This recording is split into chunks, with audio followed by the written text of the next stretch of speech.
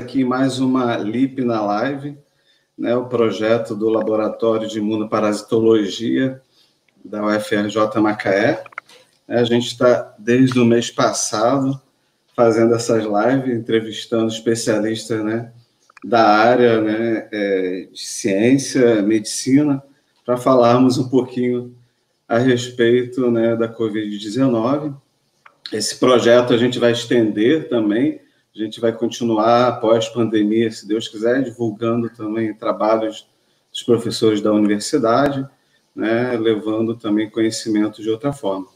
E hoje, gente, meu nome é Celso, né, professor de imunologia da UFRJ Macaé, e hoje a gente está aqui na live, hoje entrevistando o Dr. Gleison Guimarães, né, ele tem mestrado em pneumologia pela UFRJ, Rio, né, e também é professor de pneumologia aqui na UFRJ de Macaé, né, membro da Sociedade Brasileira de Pneumologia. Gleison, eu queria agradecer sua presença aqui na live conosco, obrigado. Aí você podia dar boas-vindas aí, pessoal. Gente, boa noite, né? É um prazer enorme estar aqui com vocês, Celso, todos do Laboratório de Imunoparasitologia. Muito orgulho, né, de estar podendo participar, e fiquei muito feliz com o convite de vocês. O prazer é todo nosso, Gleison. Sabemos aí quanto você está atarefado e dispôs esse tempo para falar com nossos ouvintes, com nossas, né, com a população, não só de Macaé, mas tem muita gente do Brasil também ligado no LIP na live pelo YouTube. E, assim, já temos bastante perguntas, Gleison. O pessoal começou a mandar pergunta desde ontem. Então, assim, o assunto, né, tem bastante dúvidas, né? A gente não pode começar, Gleison, com as perguntinhas? Claro, claro. Não deu nem tempo de esquentar. Então, galera, vamos começar com uma pergunta, né, que eu acho assim legal, né, que seria o fato, né, que a sociedade está meio confusa, né, com algumas notícias de uso de cloroquina, hidroxicloroquina, né, na Covid-19. Por exemplo, o Conselho Federal, né, de Medicina autoriza o uso de cloroquina, né, mas diz que ainda não tem comprovação científica, né? Então, um órgão, né, fala para usar, mas a sociedade, né, especializada como a de pneumologia, né, não recomenda por falta, né, de evidências científicas. Aí, assim, acho que isso é uma coisa que deixa a gente, né, meio confusa, né? Uma fala uma coisa. O que você tem, assim, para esclarecer para a gente, se puder? Então, primeiro de tudo, eu acho que essa dinâmica de discussão que entrou, né, em nível de rede social, e aí todo mundo discutindo sobre o uso ou não uso da hidroxicloroquina, principalmente, né, por ter menos efeitos colaterais, por ser uma droga um pouquinho mais segura do que a cloroquina, especificamente. Primeiro que a gente precisa considerar algumas coisas, né? A droga é uma droga bastante antiga, de uso prático, principalmente pela reumatologia, de forma muito frequente, com relativa segurança, respeitando os seus efeitos colaterais e as suas contraindicações já clássicas. E do ponto de vista de que ela tenha surgido para uso contra o SARS-CoV-2, primeiro a sua ação in vitro, isso tem que ficar bastante claro. até para que a gente entenda que a ação de algumas medicações in vitro não necessariamente né, definirão a sua ação em vivo. Considerando isso, e a gente observando a ação da droga, a gente sim percebe que, do ponto de vista de fisiopatologia, né, de aplicação dessa droga, dentro da fisiopatologia da COVID-19, ela poderia ser muito interessante. Por quê? Porque ela sim consegue, através de mecanismos que ela promove, tentando ou prevenindo a acidificação do endossomo celular, ela consegue sim diminuir e impedir a replicação viral. É claro que isso diminuiria, teoricamente, a infectividade e, como lá no artigo inicial, ela talvez poderia reduzir essa perpetuação, né, ou mais tempo, né, encurtar um pouquinho o tempo de excreção viral. A grande questão é que isso, do ponto de vista clínico, não aconteceu até agora. Em todos os estudos que foram feitos, é claro que muito confuso, e no Brasil ainda mais por conta das questões políticas em que isso tomou, e a pressão política que a gente vem sofrendo para a prescrição, a gente esqueceu um pouco de como a droga realmente age, sim, com mecanismo de ação bastante interessante para que ela seja aplicada, mas sem resultado clínico evidente para que ela seja recomendada pelas sociedades científicas sérias. E aí isso vira uma briga. Por quê? Porque, do ponto de vista de que as pessoas que quiserem usar e dos médicos que quiserem prescrever, o Conselho Federal de Medicina e algumas outras instituições permitiram, sim, por conta desse mecanismo de ação interessante, porém, do ponto de vista clínico, até agora sem nenhuma evidência. Então fica essa briga. E aí a minha experiência com a hidroxicloroquina é muito baixa. Eu sou pneumologista, né? Então a gente não usa, até porque eu não trato síndrome de anticorpo antifosfolipídio regularmente, artrite reumatoide. Isso são muito patologias lá do reumatologista. O reumatologista tem muito menos medo do que eu de prescrever a hidroxicloroquina. Mas realmente eu tenho embasado tudo que eu tenho feito e o que eu tenho observado em vários serviços no Brasil, principalmente dos quais eu converso, é que essa droga tem sido feita muito com esse modelo experimental, né, aprovado depois de um TCLE, né, de um termo de consentimento livre esclarecido pelo paciente, ele assina, né, esse termo permitindo o uso da droga, e o que a gente sabe até agora é que ela, se tiver que ser usada, ela tem que ser usada a nível experimental, né, a nível de estudo científico. Então, realmente, é uma substância que ainda não mostrou que veio, pelo menos do ponto de vista da ciência, da medicina baseada em evidência científica, né? E aí, também acrescentando, né, e também sem falar nos efeitos colaterais, esses a gente sabe que existem, né? Então, mais uma... as contraindicações, né? Hoje, uma paciente que eu conversei mais cedo me perguntou se ela ficar, né, se ela realmente for positiva, se ela poderia usar. E ela não pode usar. Ela tem uma contraindicação. Falei, olha, mas fica tranquila, porque eu já cuidei de bastante gente e não fiz hidroxicloroquina em praticamente ninguém. Falo praticamente porque os meus 3 primeiros pacientes eu fiz. Bem lá no início, tá? Há quase 2 meses e meio atrás. Assim que eu comecei os atendimentos na telemedicina. Mas confesso a vocês que depois eu não prescrevi em mais ninguém. Muito bom. Você dá esse relato também. Então, vamos, Gleice, continuando aqui, já temos mais perguntas. A pergunta aqui de um ouvinte, mas está sem nome. Caso haja um novo medicamento comprovadamente eficaz na prevenção, cura do coronavírus, há algum critério de quem vai receber primeiro esse medicamento? Deu para pegar, Gleice? Deu. Uma pergunta interessante, né? Existe toda uma metodologia para aplicação de uma medicação até a nível e uso sistematizado pela população com relação a estudos de fase 1, 2 e 3, para que ele depois seja aplicado com farmacovigilância e toda essa dinâmica para que essa droga tenha realmente ação e para que ela chegue no usuário final, para que ela seja prescrita pelos médicos, né, e que chegue até o usuário final. Por isso que, às vezes, não dá tempo, no meio de uma pandemia que tem 6 meses de idade, a gente pensar em drogas novas, né? A estratégia de todo mundo foi pensar em medicações que tinham alguma interface no mecanismo de ação de replicação de vírus, de síntese viral, de entrada do vírus na célula, para que a gente tivesse uma medicação que conseguisse impedir um desses 3 mecanismos. O fato é uma confusão. Por quê? Porque como é que eu desenvolvo uma medicação de forma tão rápida fazendo estudos nessas fases que eu já falei, para que ela tenha aplicação clínica? É mais ou menos como uma vacina, né? A gente está acompanhando aí assiduamente a vontade que a vacina chegue. Uhum. Então, isso demora um pouco.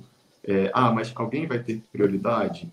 Então, provavelmente terão prioridade aquele país que desenvolver uma quebra de patente secundária, né? Isso, logicamente, numa situação de pandemia, isso é praticamente natural que aconteça, né? A gente está lidando com uma doença que é solitária, mas que envolve um nível de solidariedade sensacional, jamais antes visto.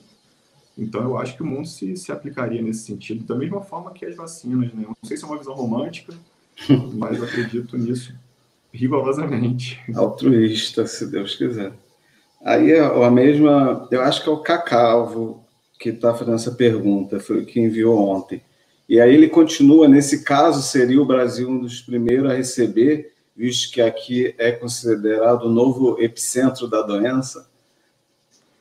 Eu acho que a gente estaria na fila, né? Mas eu ainda me preocupo, né? O que a gente precisa muito entender o tempo inteiro é que essa dinâmica pandêmica, ela é muito regional, então não dá para a gente tratar a cidade do Rio de Janeiro como a cidade de Macaé, como a cidade de Quissamã, ou Carapebus, ou qualquer outra cidade, porque cada um tem uma dinâmica de espraiamento, né, e de disseminação da doença, de transmissibilidade individualizada, não dá para tratar todo mundo igual. O Rio de Janeiro, hoje, conversando com amigos de terapia intensiva no Rio, e as UTIs no Rio de Janeiro, principalmente as privadas, já estão esvaziadas.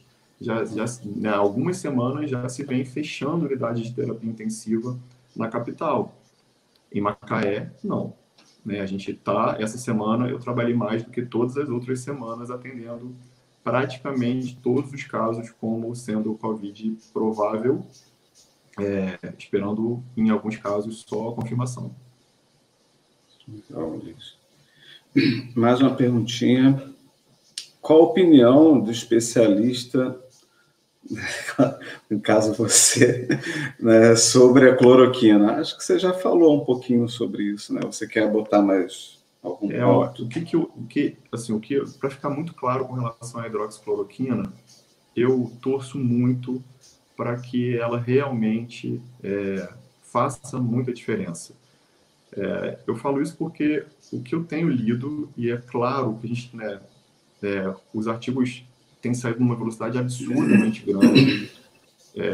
Nos últimos 2 meses e meio que eu mais faço ler artigo de uma forma muito sistematizada, de um único tema. Acho que eu nunca estudei um único tema por tanto tempo. Mas eu tenho muita esperança de que ela realmente faça e tenha feito diferença em quem usou. Mas eu realmente até agora não vi isso, e por isso que com as pessoas que eu conheço, né, a imensa maioria delas, a gente acaba não vendo um uso sistematizado para todo mundo dessa medicação. Hoje. Hoje, dia 11 de junho, que fique claro. O problema é que, como você está falando, as pesquisas estão muito focadas, isoladas em determinada, né, hospitais com os números de pacientes muito pequenos, né? Não com todas as técnicas de pesquisa randomizados, né?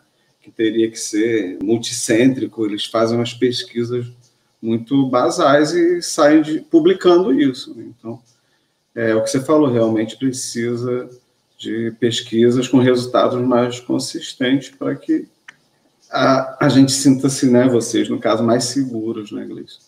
Então, a gente tem que torcer realmente, né, para que alguma coisa possa mudar. Mas eu acho meio difícil, com respeito à cloroquina, com minha humildade aqui. Sim, eu acho que é uma droga sensacional em Sim. termos de ação anti-inflamatória, Aham. imunomoduladora. Ela oferece resultados extremamente interessantes, né, em algumas doenças do colágeno, mas eu realmente acho que, enquanto ação antiviral importante, não é o que, pelo menos, eu presenciei nos estudos e na parte clínica de vários pacientes que eu acompanhei e acompanho, seja nas terapias intensivas, né, eu não faço mais terapia intensiva, já fui intensivista, né, já fui coordenador de terapia intensiva, rotina de terapia intensiva, mas desde que eu comecei a estudar medicina do sono, eu deixei de cuidar um pouco dessa parte da medicina intensiva, apesar de ser um apaixonado pelas infecções respiratórias, mas eu realmente esperava muito mais dela. Então vamos mais. Essas perguntas são do Pedro Cacavo, agora vi o nome aqui. Mais uma pergunta. Fármacos com potencial de ativação imunológica pode ser uma alternativa? Eu acho que, na verdade, o que a gente está esperando é que a gente consiga, de certa forma, primeiro, prever quem é o indivíduo que vai evoluir com forma grave da doença. Isso eu confesso a vocês que a gente já tem conseguido de forma muito mais sistematizada do que há 2 meses atrás, 3 meses atrás. Né? Diversos estudos interessantes com relação a fatores prognósticos e preditores clínicos laboratoriais, tomográficos e de troca gasosa têm sido publicados exaustivamente, com vários biomarcadores desse processo hiperinflamatório que alguns pacientes farão. A gente está falando de uma fase 2/3 de doença, onde esses doentes, principalmente depois do 8º, 9º dia, fazem uma cascata inflamatória muito mais explosiva, com essa tempestade de citocinas, né, liberadas pelas nossas próprias células, claro. E aí, se isso acontece, ter uma medicação, e a gente tem algumas medicações que agem aí, sim, elas são interessantes e têm sido, né? A gente tem algumas experiências bastante interessantes, observacionais, e aí tem alguns estudos também mais observacionais, alguns retrospectivos, ou seja, com dificuldades para relacionar causa e efeito e relacionar realmente a efetividade de medicação, mas tem alguns estudos interessantes. E, de novo, gente, na observação clínica, sim, talvez diminuir essa tempestade citocinérgica pode ser para alguns pacientes, principalmente para esses que fazem uma tempestade hiperinflamatória, né, ou fazem esse fenótipo hiperinflamatório, que está muito linkado às questões da hipercoagulabilidade, uma vez que hiperinflamação e hipercoagulabilidade andam juntos, de certa forma é interessante sim. E é o que eu confesso a vocês que, do ponto de vista prático, tem mudado a evolução de vários pacientes acometidos nessa forma mais grave. Então, assim, modular essa resposta inflamatória, ela é, sim, uma resposta interessante em vários indivíduos que evoluíram para essa forma com biomarcadores violentamente aumentados e principalmente naqueles que tinham fatores comórbidos e alguns sinais clínicos mais exuberantes, né, como a febre persistente, a anorexia mais persistente, a mialgia, a astenia, a adinamia mais forte, né, tudo sugerindo mesmo aquela questão hiperinflamatória que alguns indivíduos já têm por conta de nível de citocinas mais alto desde o início da doença, né? Então, talvez esse perfil hiperinflamatório tenha um benefício muito grande para essas drogas. Legal. Gleison, não sei se você pode falar isso. Aqui na nossa região faz-se o uso desses, no caso, sei lá, não sei se seria imunomoduladores, tipo bloqueador de citocina, ou é só corticoide mesmo? Então, vamos lá. Isso é um tema que eu gosto bastante. Primeiro que corticosteroide é vida para o pneumologista, né, gente? Se tiver algum pneumologista me ouvindo, eu uso corticosteroide para terapia inalatória da asma, da DPOC às vezes, quando indicado. Eu uso corticosteroide inalatório para algumas outras doenças, mas principalmente asma e DPOC, e corticosteroides orais e parenterais a gente usa nas exacerbações dessas doenças de forma sistematizada, já com diversos e inúmeros resultados positivos com comprovação científica.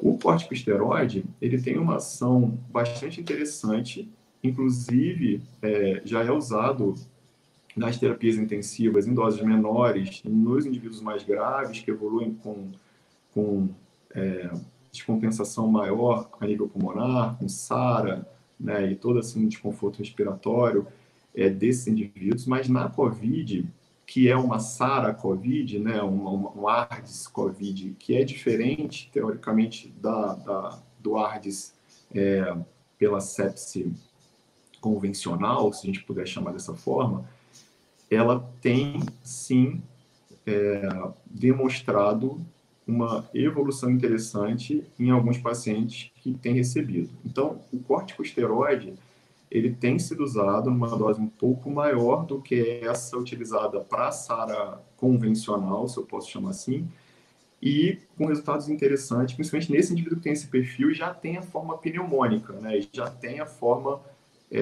dessa pneumonia mais grave, dessa evolução para um status hiperinflamatório, com resultados interessantes.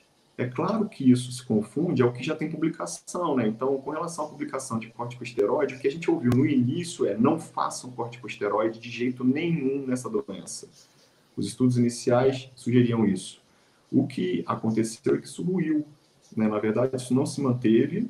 A gente tem percebido, sim, na prática clínica, que esses indivíduos melhoram após corticoterapia, quando bem indicado, tendo muito cuidado, claro, que na dose mais alta a gente precisa ter alguns cuidados para que sejam feitos, para que esse indivíduo não faça sepsis por gram negativo, para que esse indivíduo não faça complicações infecciosas pós-corticoterapia, em dose alta.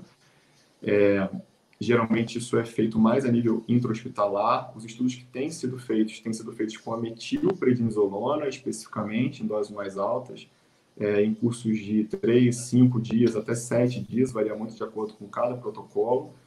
Mas, indiscutivelmente, essa medicação, pontualmente, tem ajudado alguns pacientes a não evoluírem numa cascata pior, com descompensação respiratória e intubação com ventilação mecânica. Aqui, conversando com os grupos nossos de terapia intensiva, é unânime em dizer para vocês que o que mudou a evolução desses indivíduos foi, sim, o uso mais generoso dessa droga que a gente já conhece há tanto tempo. Estou falando dos corticosteroides. Agora, existe também, Celso, as medicações que, na verdade, estimularam o uso do corticosteroide. Né? O que aconteceu do ponto de vista temporal foi que o que deu coragem para a gente usar o corticosteroide foi o tocilizumab. O tocilizumab, que é um bloqueador de receptor da interleucina 6, ela sim começou a ser avaliada quando a gente começou a entender que esses indivíduos faziam tempestade citocinética e a IL-6 medida era muito alta. E a gente falou, poxa, talvez a gente consiga, bloqueando essa interleucina e a sua ligação, a gente diminua essa resposta inflamatória assustadora que o SARS-CoV-2 causa. A gente não pode esquecer que não é uma doença pulmonar, né, gente? É uma doença que lesa a microestrutura preferida dele, indiscutivelmente é o endotélio vascular. E aí, endotélio vascular que está em tudo, né? E aí, se a gente consegue realmente proteger o glicocálix desse endotélio, né, proteger esse estímulo trombótico que vai acontecer na exposição desse subendotélio e diminuindo essa cascata citocinética que acontece, bloqueando uma IL-6, por exemplo, ela pode, em alguns doentes, reverter, sim, a evolução para um pulmão branco, né, para uma insuficiência respiratória e sequencial insuficiência múltipla orgânica, que é o que mata os indivíduos com a COVID. Então, a tocilizumab é uma droga extremamente interessante, tem alguns estudos também interessantes, muitos observacionais retrospectivos, mas algumas já inscritas no Clinical Trials. Então, assim, daqui a pouco a gente vai ter respostas melhores com relação à aplicação dessa droga. Na prática clínica, ela tem sido feita e, para alguns indivíduos, ela melhorou muito. A gente teve que estudar bastante, né, síndrome hemofagocítica secundária, o que acontece a nível pulmonar para que essa droga seja aplicada, né, o quanto de ferritina, o quanto de triglicerídeo, o quanto de alteração a nível de medula óssea. Aqui em Macaé, inclusive, um grupo de terapia intensiva brilhante chegou a fazer até mesmo punção de medula óssea para diagnóstico dessa síndrome de hemofagocítica secundária, para a aplicação da tocilizumab, que foi um sucesso nesse indivíduo que usou. Mas, de novo, gente, estudos observacionais, né, relatos de casos, e que a gente ainda precisa de evidência científica para que isso seja aplicado de uma forma sistematizada e que seja, sim, recomendado cientificamente pelas sociedades, né, e pelos serviços todos, para que isso seja, sim, medicina baseada em evidência, né? Maravilha, suas palavras, Leison, realmente. É o que você falou, o conhecimento, a ciência é a base de tudo, né? É uma citocina pró-inflamatória, né, como você falou, e ela causa essas tempestades de citocinas, né? Ela vai fazer com que haja recrutamento, disponibilidade de neutrófilos, que são também as células que vão estar lá, né, liberando material intracelular e lesionando o pulmão também e amplificando o quadro inflamatório. E a própria febre persistente, ou seja, é um conhecimento, né, da literatura, de cima de uma citocina, você produz um anticorpo que bloqueia essa citocina e você pode utilizar, né, em várias doenças mais graves, como a Covid. Mas, como você falou, está se investigando, né, porque tem também os efeitos colaterais de uso, né, em grande quantidade. Maravilha, gostei muito. Também gosto muito de falar de citocina. Então, vamos lá. Tem mais pergunta, Gleison. Deixa eu subir aqui meu cursor, cara, que só está chegando. Vamos lá. Tratamentos dos sintomas e redução dos óbitos tendem a ser desenvolvidos antes da vacina? Isso é uma pergunta. Tratamentos dos sintomas e redução dos óbitos tendem a ser desenvolvidos antes da vacina? Na verdade, eu acho que é o que a gente já está fazendo, né? A gente está tratando sintoma, a gente está tentando reduzir progressão de doença, né? O que eu tenho falado bastante, e semana passada, inclusive, me dediquei basicamente a isso, é porque eu acho que a gente precisa realmente entender os fatores prognósticos dessa doença para que a gente identifique esses fatores prognósticos, esses biomarcadores, que aí a gente pode dividir em biomarcadores clínicos, né? Então, existe febre persistente, existe mialgia, dinamia, anorexia, isso é forte, a tosse é frequente. Não adianta a gente ficar falando, gente, quando tiver falta de ar, vai para o hospital. Não, esqueçam isso já acabou há muito tempo. Quando você tem falta de ar, você tem que estar dentro do hospital, né? Os marcadores clínicos, prognósticos, têm que estar já avisando que você vai evoluir dessa forma. Então, a recomendação básica é, sim, tratar sintoma, mas jamais tentar aliviar, por exemplo, uma dispneia que acontece em casa e que você fala, não pode ficar em casa com falta de ar de jeito nenhum. Em falta de ar, eu já tenho que estar hospitalizado, eu já tenho que estar sendo visto. Então, eu acho que esses critérios mais precoces, como essa tosse persistente, a febre que é mais persistente, que vai sugerir esse fenótipo mais hiperinflamatório, como eu já falei, a anorexia, a astenia, a mialgia, a artralgia, que são sinais indiretos de um status citocinérgico maior, porque as citocinas inflamatórias promovem tudo isso.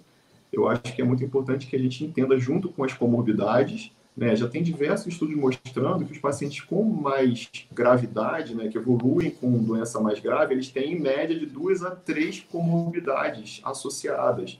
Então, se esse indivíduo tem esses sintomas, se esse indivíduo tem fatores comórbidos associados, né, de 2 a 3 fatores, não dá para ficar com ele sem ser vigiado. Associado a isso, a gente também tem os marcadores laboratoriais, que são vários, desde o hemograma, um simples hemograma, já tem estudos mostrando que até mesmo a urina simples, o EAS, consegue predizer lesão renal futura, e alguns estudos interessantes, mas do ponto de vista da prática clínica, falando de exames de sangue, a gente tem um hemograma com linfocitopenia, que é um marcador interessante, prognóstico, a linfocito assusta às vezes, a plaquetopenia também, a leucopenia, que também pode aparecer, mas não tanto quanto a linfocitopenia, que aparece em 88% a 95% dos indivíduos, em algumas coortes. Associados a isso, a proteína C reativa, que é uma proteína de fase aguda, a ferritina, a própria LDH, né, que está presente em mais de 6 tecidos, e quando a gente consegue entender que a LDH muito alta pode significar lise tecidual, isso também nos confere gravidade.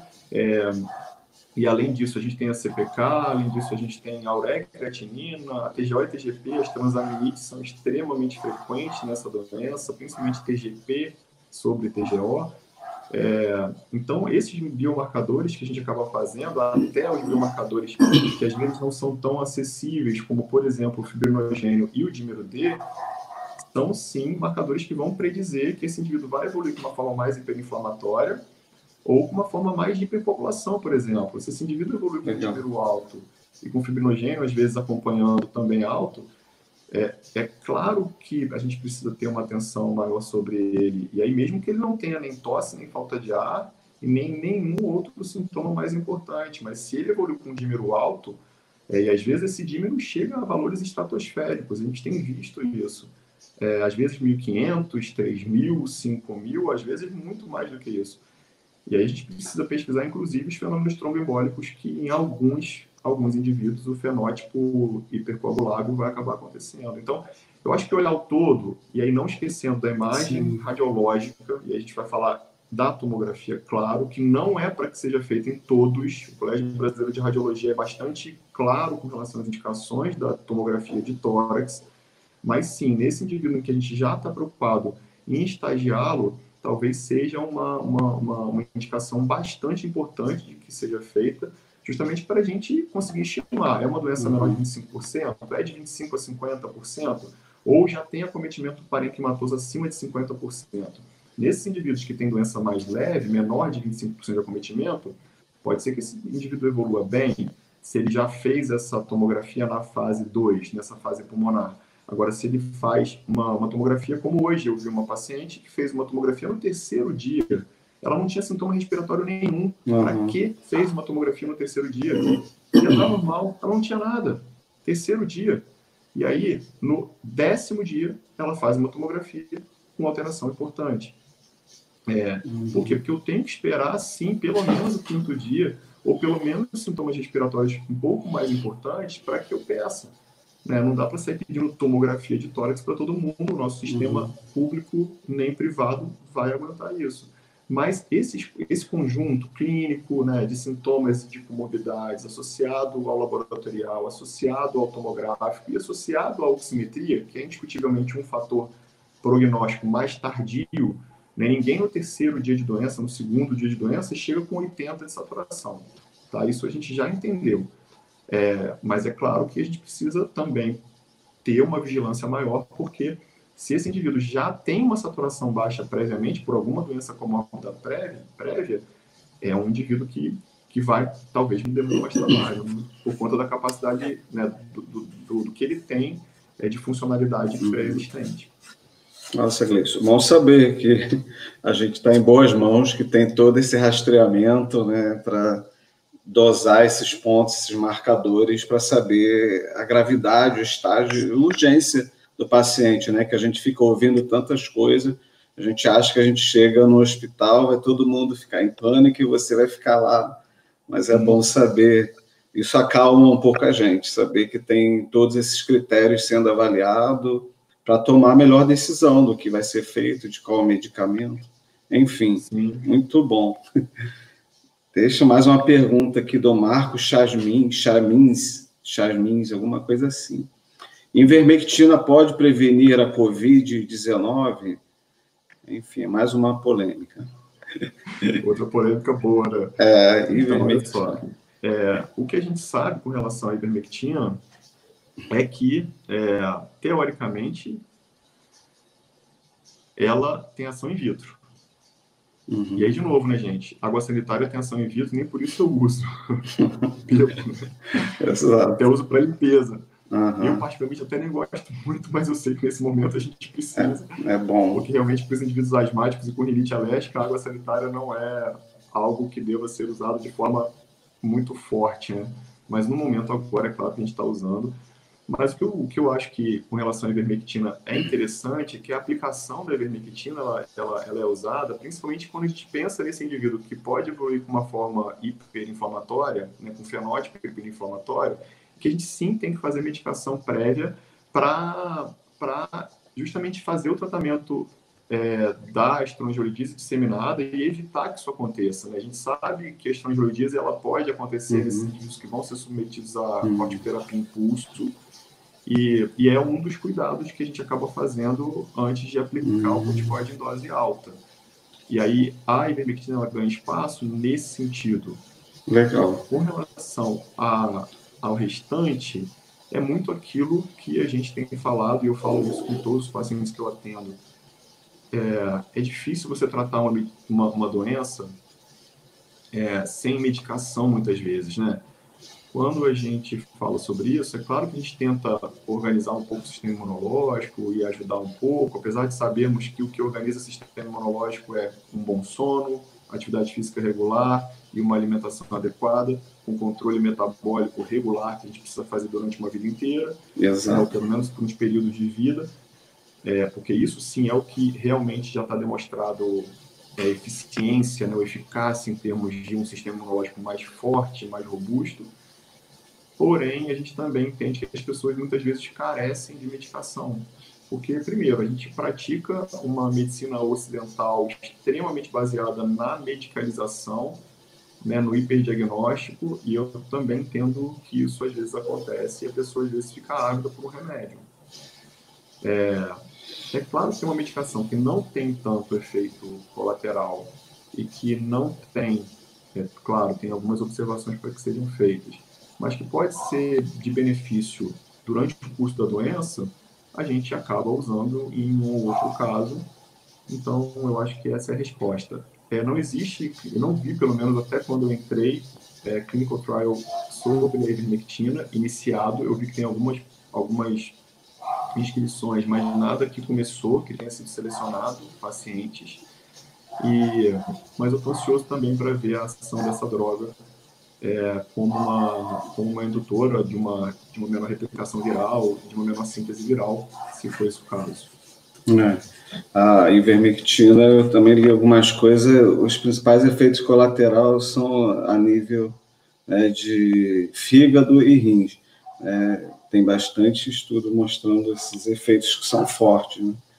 Enfim, sempre tem uma complicação. São as doses também, né, isso que são usadas. E as doses que deveriam ser necessárias para a lise viral são muito maiores do que a gente usa como antiparasitários, né? Exato. Então isso também é interessante de observar. Tem mais uma perguntinha aqui, a Luciana Cabral. O que você pensa dos bons resultados de alguns serviços? Prevent Senior, Espanha, Marina Busca, etc. Não entendi, você deve estar entendendo, Gleice. Com associações de HCQ e azitromicina no início da doença. Eu tive acesso a todo esse material, inclusive li o artigo que não foi publicado desse grupo do Prevent Senior inicialmente. Bom, eu preciso realmente que ele seja publicado, que não só ele, mas que outros estudos sejam publicados sobre isso. De novo, o uso da HCQ junto com a azitromicina, ele tem sido feito por alguns serviços, sim, e pelos relatos com bons resultados. É claro que a gente não pode esquecer, gente, que a imensa maioria desses indivíduos que fazem infecção pelo SARS-CoV-2 evoluirão de uma forma muito boa. A gente não pode esquecer que talvez 10, 14%, um pouquinho mais, um pouquinho menos, evoluirão com forma mais grave. a imensa e esmagadora maioria farão infecção e não manifestarão sintomas, talvez 40% a 45%, talvez um outro percentual grande como esse farão formas leves e formas moderadas, e um percentual de 10, 15, 20% evoluirão com necessidade de internação, enfermaria / UTI, que seriam esses doentes graves e críticos. Sim. Se a gente pegar a população geral e aplicar qualquer medicação, fazendo uma análise bastante cuidadosa, a população evoluirá talvez dessa forma. Eu estou provocando, na verdade, um pouco, né, assim, porque realmente a gente precisa de mais estudos para que a gente prescreva isso de forma mais tranquila. Eu, particularmente, tive uma experiência não tão agradável com a minha 4ª paciente com hidroxicloroquina, que foi uma paciente que precisou internar. Ela não fez febre, ela não fez tosse, apesar de ter asma e bronquiectasia. Eu já cuidava dela, eu cuido dela há 15 anos. Uma paciente do meu coração, assim, eu gosto demais da família.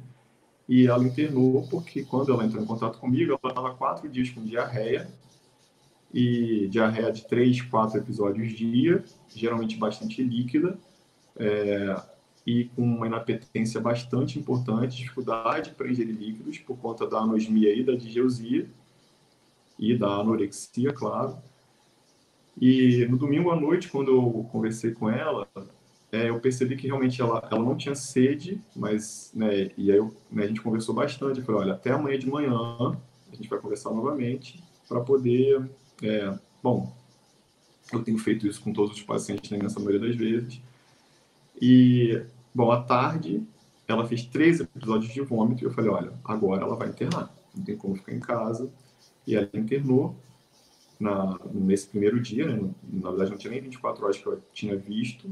E aí, nesse dia que ela internou, no segundo dia pela manhã, aliás, ela chegou a fazer hidroxicloroquina na noite, e aí, no dia seguinte de manhã, ela fez o segundo comprimido, e é claro que internada, com o eletrocardiograma seriado, pelo menos diário, ela acabou fazendo um alargamento do intervalo QT, e aí foi suspensa prontamente a hidroxicloroquina. Eu estou falando isso só porque foi uma paciente, a 4ª em que eu tinha usado, foi lá no início. E aí, por conta disso, primeiro, eu não me sinto à vontade de prescrever uma medicação que eu use em casa.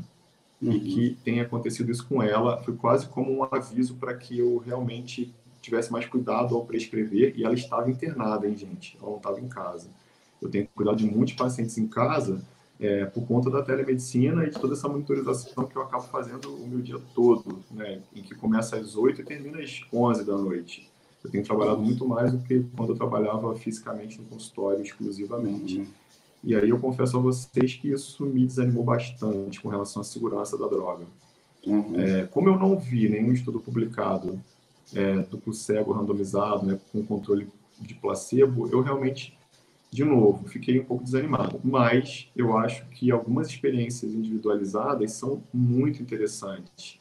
Por exemplo, como esse que você citou, principalmente o grupo de Madrid.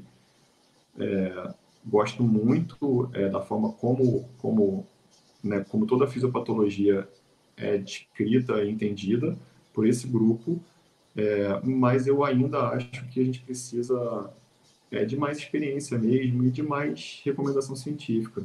É claro que eu estou aqui aprendendo, né, gente? Eu sou muito humilde para reconhecer que a gente está aprendendo todos os dias. E, como eu falei no início, eu estou doido para que isso se estabeleça, para que vire uma verdade científica. Legal. Então, vamos que vamos. Quer tomar uma água aí? Estou aqui, está acabando. Vamos lá. A Maria Luísa Borges. Para paciente grave, é indicado inibidores de protease, como lopinavir, riponavir, atazanavir, tanto nome. Os inibidores de protease, eles foram utilizados principalmente na China, né, nesses protocolos iniciais.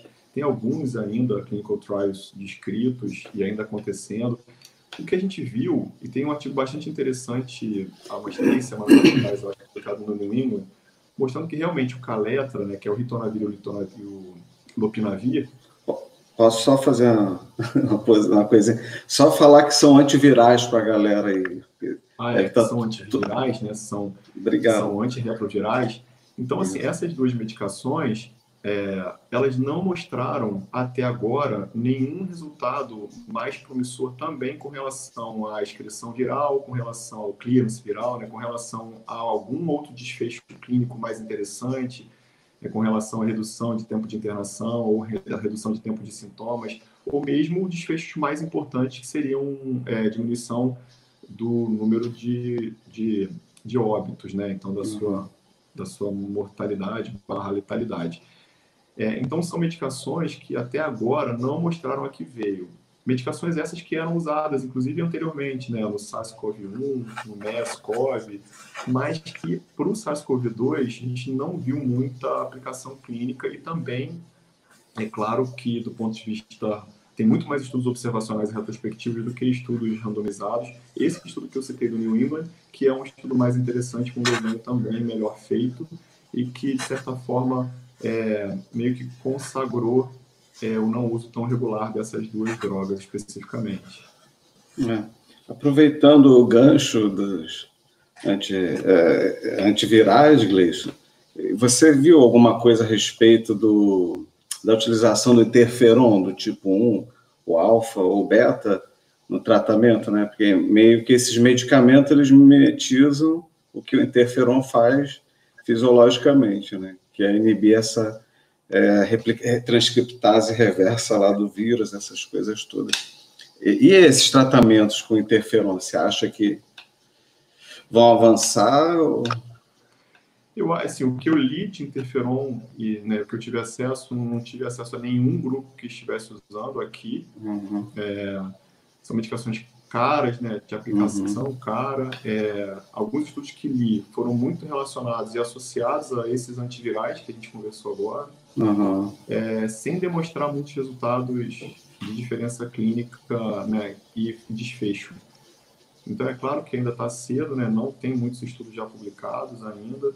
A gente ainda está carente de alguns estudos bem desenhados, mas eu acho que talvez não seja uma droga tão promissora também. Tão promissora, né?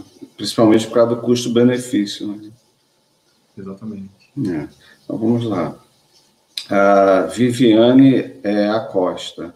Boa noite, doutor Gleison e professor Celso Belmiro. Quem faz tratamento com com a Lênia diariamente, Lazortana e fluoxetina, se contrair Covid, poderá usar a azitromicina, como os medicamentos estão receitando. Não, como os médicos estão receitando, entendeu? Essa associação de quem já faz uso. Assim, se usa losartana, a Lênia, que é o formoterol e budesonida, e a fluoxetina, que é um antidepressivo, não tem, a princípio, nenhum problema maior do uso da azitromicina, né? A azitromicina, ela tem uma ação extremamente interessante, porque tem ação do ponto de vista anti-inflamatório e imunomodulador, que já é discutido há muito tempo. A gente, dentro da pneumologia, usa bastante em algumas condições, principalmente nas bronquiectasias, como uma ação anti-inflamatória a nível de receptores Toll-like 4, diminuindo um pouco esse perfil inflamatório desses indivíduos que têm um perfil hiperinflamatório assim, né, crônicos, bronquiectásicos, são doentes com sepse pulmonar crônica, né, com infecção pulmonar frequente. Então, a princípio, não tem contraindicação. O que a gente fala muito da contraindicação da azitro, assim como de outros macrolídeos, como a claritromicina também, é que, assim como as quinolonas, quando elas estão associadas à hidroxicloroquina, elas sim também podem potencializar esse efeito lá no eletrocardiograma, que pode aumentar o risco de arritmias fatais, por conta de também poderem prolongar o intervalo QT. O que tem sido discutido muito é a segurança dessa aplicação, né, entre a hidroxicloroquina junto da azitromicina. Tem até um artigo bem recente mostrando exatamente sobre o uso da azitromicina junto com a hidroxicloroquina e sua segurança. Mas, indiscutivelmente, são duas drogas que potencializam e, por isso, diversas sociedades acabam sugerindo esse cuidado maior quando essas medicações forem usadas associadamente. Mas o Alenia ou o Losartan, a princípio, não teria contraindicação do uso da azitromicina associada. Bem indicado, claro, né? Estamos na consulta online, Gleice. E lá vem mais. Paciente, agora a pergunta da Andréa Rodrigues. Paciente que não reage bem à azitromicina, pode ser administrado outro antibiótico? Pode. A gente tem que entender, gente, que assim, o uso da azitromicina, ele para a Covid-19 não é com ação antibiótica, né? A gente precisa muito reforçar essa questão, porque também não existe evidência científica com um nível interessante para a aplicação sistematizada dessa droga. O que a gente entende, de novo, é uma ação anti-inflamatória, um mecanismo de ação que, teoricamente, é uma droga mais segura do que, por exemplo, as quininas, né, os derivados lá, a hidroxicloroquina e a cloroquina, e por isso que ela tem sido usada de forma um pouco mais forte. Mas ela não é antiviral, ela é um antibiótico, ela é um antibacteriano. E é uma droga que é interessante, mas que eu tenho opções outras, sim. Eu tenho a própria claritromicina, eu tenho a doxiciclina, que é uma tetraciclina que tem também uma série de ações e atividade anti-inflamatória. A doxiciclina foi discutida amplamente a nível de doenças cardiovasculares e formação de placas de ateroma e de aterosclerose em indivíduos com insuficiência coronariana e doença coronariana a longo prazo. Isso é nem tão recente, eu me lembro enquanto aluno de ler um outro artigo relacionando isso. Então, assim, tem alguns antibióticos que têm essa ação anti-inflamatória que são também interessantes. Assim como a heparina, a gente não pode terminar essa live sem falar dos anticoagulantes, que são outras drogas extremamente importantes, promissoras, e também com ação anti-inflamatória, né? Meu professor Paulo Melo, da nossa instituição brilhante, ele sempre falou exatamente das suas atividades anti-inflamatórias. Eu me lembro ainda na faculdade ouvindo ele falar sobre a ação anti-inflamatória da heparina, né? Enquanto que ela é muito mais anti-inflamatória do que anticoagulante. Então eu acho que a gente tem outras drogas aí que podem ajudar bastante. Mas sim, outras medicações antibióticas podem ser usadas se existe infecção bacteriana superposta. A gente não tem visto nos indivíduos leves e moderados infecção bacteriana associada. Talvez até porque a gente está usando muito a azitromicina. O grande problema do uso indiscriminado da azitromicina, gente, a gente não pode esquecer, é o surgimento de cepas e de uma comunidade bacteriana resistente. E assim como a gente tem feito há alguns anos com a amoxicilina para todo mundo, a gente também tem que ter cuidado com essa força que a azitromicina tem tomado com relação a usar em todo mundo indiscriminadamente. Com certeza. Mas é uma pergunta bem geral. Qual o tratamento atual, né, no caso para Covid-19? Existe diferença no tratamento para pessoa com fatores de risco? Você também já falou. É aquilo que a gente falou no início, né? Eu acho que a gente tem que olhar muito para o indivíduo. A individualização do tratamento é a chave da Covid, né? O risco está... muitas vezes a gente não consegue tocar, mas eu acho que essa consideração dos fatores clínicos comórbidos associados ao laboratório e às imagens e a oximetria, sem dúvida nenhuma, ajudam muito a gente a dirigir qual é o remédio que esse indivíduo vai receber e qual é o remédio que aquele indivíduo vai receber. Em que fase de doença que ele também está inserido, né? Tem uma pergunta aqui do Cacavo. Para mim, leigo, faz sentido anticoagulante para desobstruir os alvéolos. É seguro? É eficaz? Poxa, anticoagulantes são indiscutivelmente o que também, junto com a terapia anti-inflamatória, tem sido promissor, né? O que a gente sabe de anticoagulação é que esses indivíduos, principalmente, que evoluem com uma cascata mais inflamatória e com, principalmente, alterações a nível de fatores, né, como, por exemplo, produtos de degradação da fibrina, como o próprio dedímero e mesmo o fibrinogênio, eles têm norteado apesar de a gente nunca ter usado isso para nortear a anticoagulação de ninguém, na Covid-19 isso surge por algumas instituições renomadas de que a gente deveria sim utilizar desses marcadores no sangue para talvez predizer e indicar o uso de anticoagulantes. E é o que tem sido feito por algumas instituições, por exemplo, e aí um dos líderes foi o Imperial College, inglês, e que sugeriu inclusive uma tabela de cálculo baseado no dímero e baseado no peso do indivíduo, enquanto que eu deveria fazer de anticoagulação, principalmente com heparinas de baixo peso. Isso já tem passado até mesmo para os anticoagulantes orais, mas os anticoagulantes são sim uma medicação que pode ajudar em vários indivíduos com a COVID, principalmente nesse fenótipo hipercoagulável. Anticoagulante é para todo mundo? Não. Até agora não se evidenciou que anticoagulação é para todo mundo. É para todo mundo que está internado fazer anticoagulante profilático.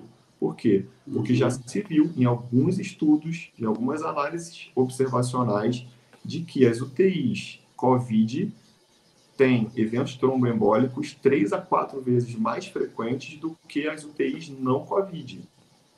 Isso chamou muito a atenção. Quando eu li esse primeiro artigo que saiu há 3 meses, eu fiquei realmente impactado em quanto que essa doença é protrombótica. Né? O quanto essa doença faz a alteração de glicocálix, né, de proteoglicanos e todas essas substâncias proteicas que estão bem acoladas ao endotélio vascular, impedindo a exposição do subendotélio para que os fenômenos trombogênicos aconteçam menos. E aí, quando existe a lise desse endotélio, dessa microestrutura pelo SARS-CoV-2, isso se expõe, e aí todo o fenômeno agregador de plaquetas e de tromboxano e de todas as substâncias que vão aderir e fazer a rede de fibrina com a formação dos fenômenos trombóticos, de microvasculatura, muito mais do que de macrovasculatura, né, de vasos menores do que muito mais de vasos grandes, a heparina chega com uma força e com fôlego. Por quê? Porque ela consegue, sim, fazer a proteção dessa substância enquanto ação anti-inflamatória e consegue, sim, diminuir o risco dessa lesão de glicocálix do endotélio vascular. Então, sem dúvida nenhuma, é uma medicação que tem sido usada, tem alguns estudos interessantes sendo feitos do ponto de vista de prática clínica. Vários serviços já adotam de forma rotineira, de novo, aprendendo e guiando muito, em alguns serviços guiando um pouco mais pela dosagem de dímero e fibrinogênio. Nota-se que a gente não tem muita alteração das provas de coagulação normais, o TAP, o PTT, a plaqueta geralmente abaixa, mas geralmente não é tão relacionada, e geralmente ela levanta depois da anticoagulação, mas também não é tão frequente quanto a alteração do dímero, principalmente, que acaba sendo um marcador mais frequente nessa doença na sua forma hipercoagulável.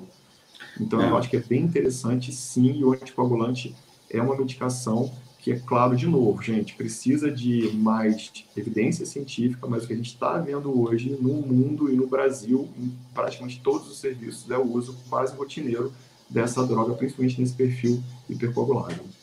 Legal. Os glicosaminoglicanos, do qual faz parte a heparina, é fantástico. Toda a minha área de pesquisa foram com essas moléculas, até hoje. Então, assim, isso que você falou, são moléculas fenomenais. A heparina era só usada como anticoagulante, mas descobriu-se que os efeitos anti-inflamatórios são maravilhosos. E aí, até hoje, tem vários trabalhos utilizando heparina-like de outros organismos como anti-inflamatório.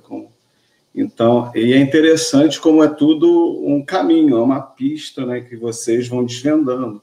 Se você tem tempestade de citocina, como você falou lá atrás, você tem coagulação disseminada devido a essa citocina que estão sistemicamente. E você sai fazendo trombo, né, aí você já tem problema, né, na batimento cardíaco, disritmia. Coagulado é o caos total, o indivíduo vai a óbito. Então, realmente o que você falou, a heparina tem que ser utilizada nesses casos aí que vocês conseguem. Ainda bem que vocês conseguem verificar antes, né, de outros sinais mais evidentes. Formidável, está sendo muito bom. Celso, assim, ontem eu atendi uma paciente de Roraima,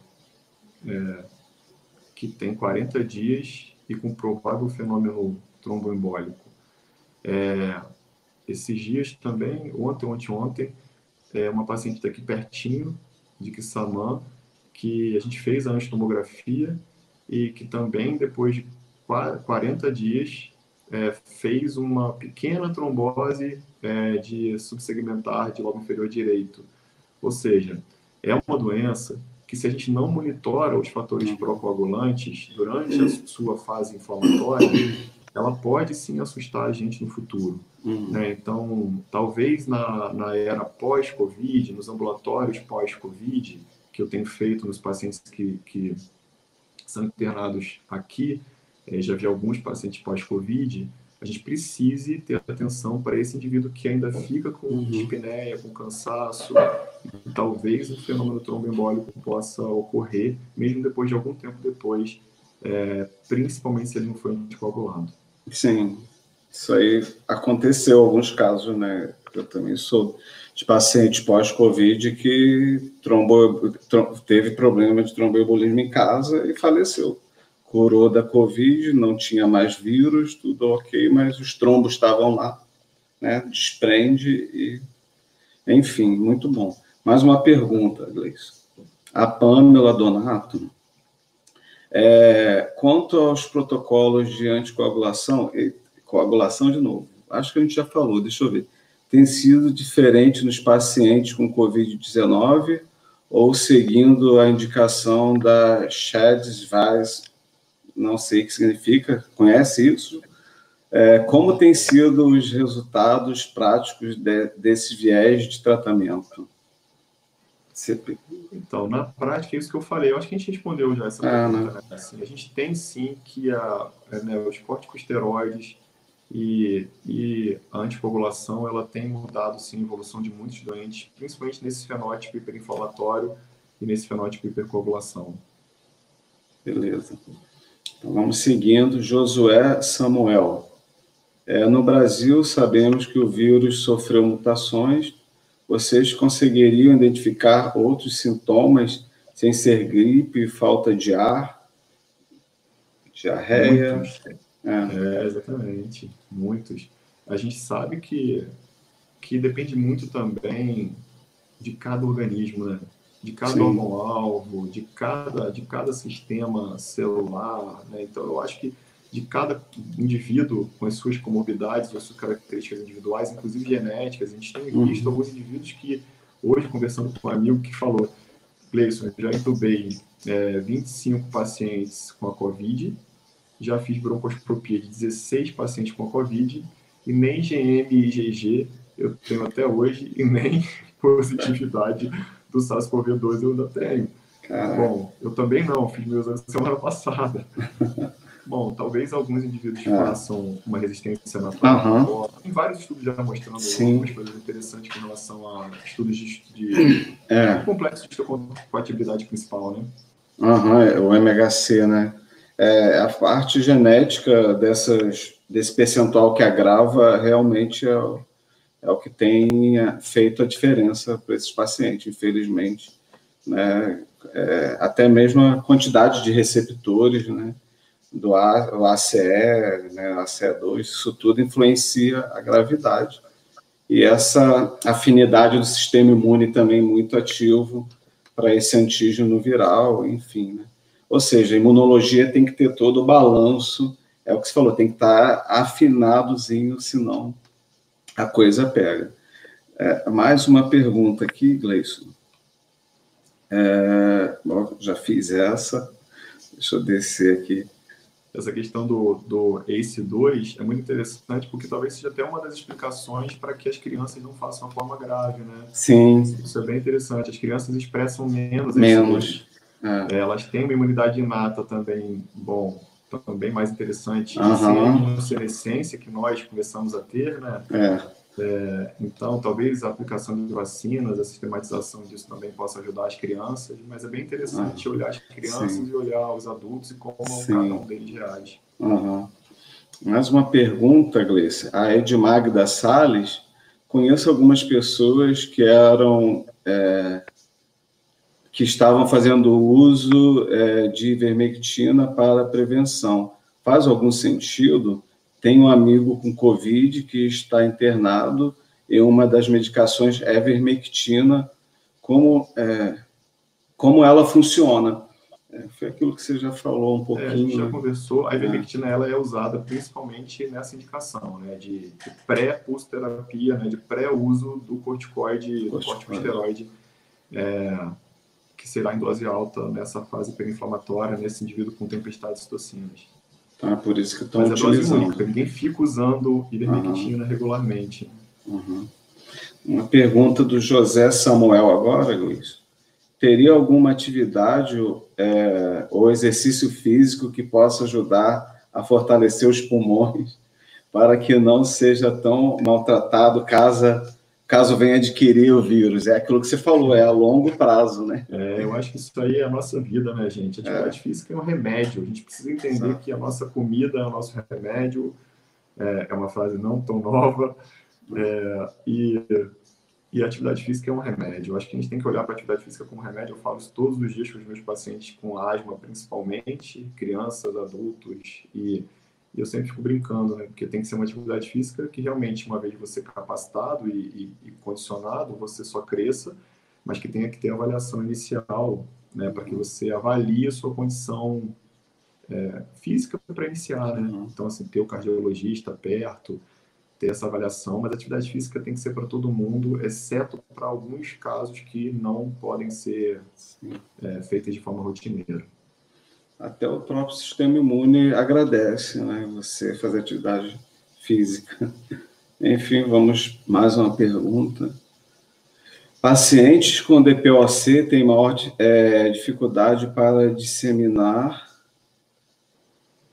Vamos lá. Paciente com DPOC tem maior dificuldade para disseminar se os sintomas são COVID-19 ou são devido à própria doença. A própria doença. Muito boa. Primeiro, a gente não pode esquecer que o tabagista tem mais risco de doença grave.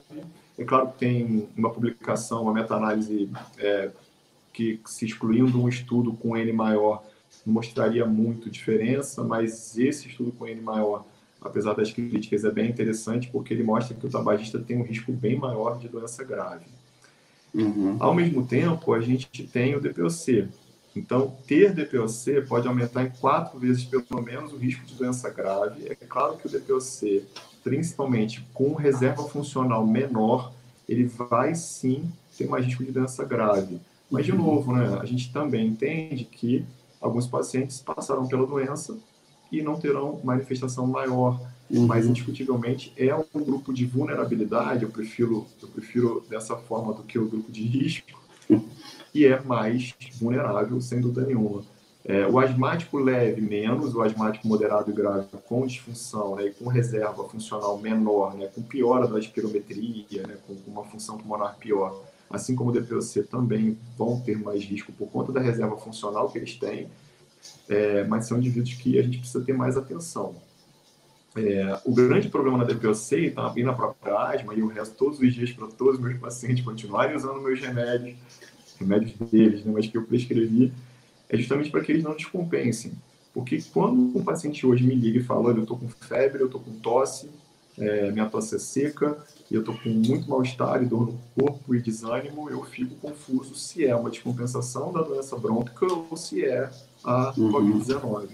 E é claro que esse indivíduo eu preciso vigiar mais do que eu já atualmente vigio.